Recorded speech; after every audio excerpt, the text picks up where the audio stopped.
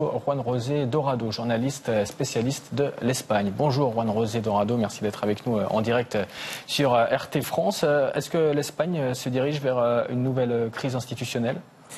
Je ne dirais pas une nouvelle crise institutionnelle, puisque ce qui s'est passé aujourd'hui à Madrid, c'est la démocratie, c'est la constitution espagnole qui a été respectée. C'est vrai qu'un président est tombé, il y a un nouveau président, puisque le roi a signé tout à l'heure la nomination de Pedro Sánchez à la tête du gouvernement. Donc pas de crise institutionnelle. Par contre, c'est vrai que l'avenir proche de l'Espagne est en suspens aujourd'hui. On ne sait pas encore comment ça va se passer dans les prochaines semaines pour ce nouveau gouvernement avec ce nouveau président.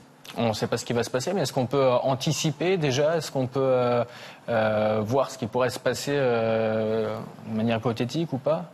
La première des choses, c'est que ça va être compliqué. Compliqué pourquoi? Parce que le nouveau président n'a que 84 députés. Il faut rappeler que M. Rajoy en avait 137 pour gouverner. Il n'en a que 84. Ce qui fait que pour gouverner, il va falloir aller chercher une coalition de partis derrière, notamment Pablo Iglesias et Podemos et ses 71 députés, ce qui permettrait, s'il y avait coalition à ce moment-là, pour former un gouvernement avec quand même 155, 156 députés, ce qui permettrait d'aller jusqu'à la fin de la législature.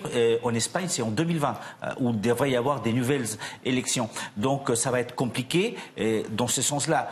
Et puis comment ça va se passer aussi par rapport au dossier catalan? On sait parfaitement que le Pedro Sánchez, le nouveau président à l'Assemblée espagnole, a déclaré qu'il y a des nouvelles relations vont être établies, des dialogues avec le nouveau gouvernement catalan, puisque dans quelques jours, l'article 155 qui permet d'avoir sous tutelle le gouvernement catalan va tomber, puisque le gouvernement catalan va être nommé, et donc logiquement, ça sera à lui de prendre les pleins pouvoirs en Catalogne et d'établir une nouvelle relation avec le gouvernement central espagnol.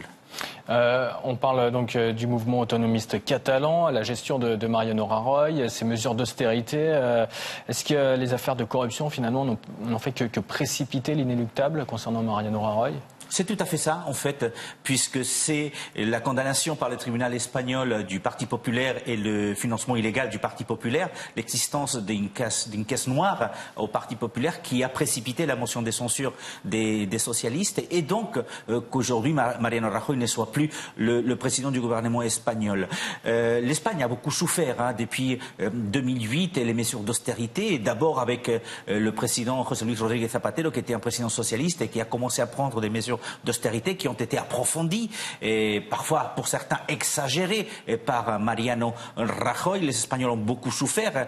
Aujourd'hui, l'économie espagnole marche un tout petit peu mieux, mais c'est vrai que ce qui fait tomber aujourd'hui le gouvernement du Parti populaire, c'est la corruption et notamment la condamnation par les tribunaux justement du Parti populaire. On parle de l'anti-austérité donc de Pedro Sánchez. Il y a peut-être un lien, un parallèle avec ce qui se passe en Italie, l'anti-austérité également voulue par un pays latin en Europe, peut-être le non à l'Europe?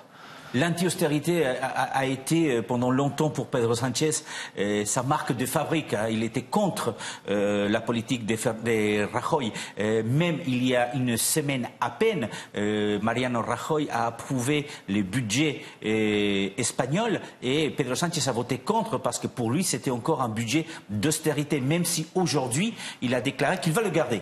Qu'il ne va pas toucher à ce budget. Mais il est certain que Pedro Sánchez, encore une fois avec 85 députés, a besoin aussi de convaincre les Espagnols que le Parti socialiste peut gouverner. Il doit convaincre les Espagnols que la gauche, avec Podemos notamment, peut effectivement aller de l'avant. Et pour ça, il va falloir proposer des mesures anti-austérité et au moins donner un peu plus d'espoir à beaucoup d'Espagnols qui ont, comme je vous disais, beaucoup souffert depuis une dizaine d'années. Merci beaucoup Juan José Dorado d'avoir été notre invité en direct sur RT France. Gracias.